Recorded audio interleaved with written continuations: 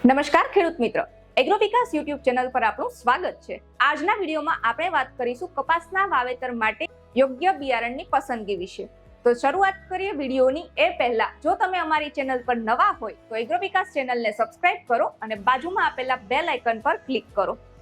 ખેડૂત મિત્ર, કપાસની ખેતી માટે જો કોઈ સૌથી મહત્વનું પરિબળ હોય તો એ છે કપાસના બિયારણની પસંદગી।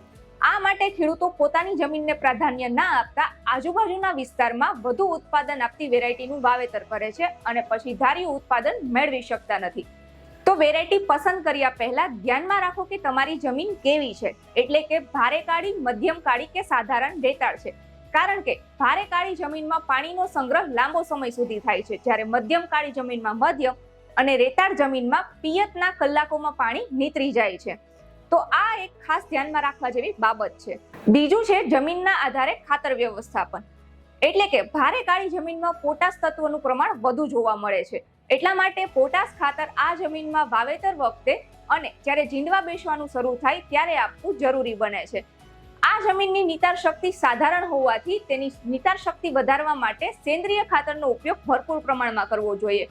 તેમાં આપણે છાણિયું ખાતર અને નીમકેકનો ઉપયોગ કરી શકીએ છીએ તથા ભારે કાળી જમીનમાં સલ્ફરની ઉણપ જોવા મળે છે, તો તે ઉણપ પૂરી કરવા માટે સલ્ફર ખાતર 6 કિલો પ્રતિ એકર મુજબ જમીનમાં આપી શકાય છે।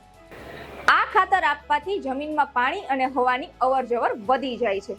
એ જ રીતે પાણી પણ એક અગત્યનું પરિબળ છે।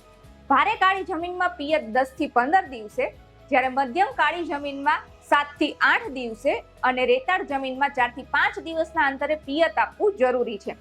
તો ખેડૂત મિત્ર, આ વાત હતી આપણે કપાસના બિયારણની પસંદગી વિશે। જો વિડીયો પસંદ આવે તો લાઈક કરો, શેર કરો અને કમેન્ટ કરો તથા એગ્રો વિકાસ ઇન્સ્ટાગ્રામ પેજને ફોલો કરવાનું ના ભૂલતા। ધન્યવાદ।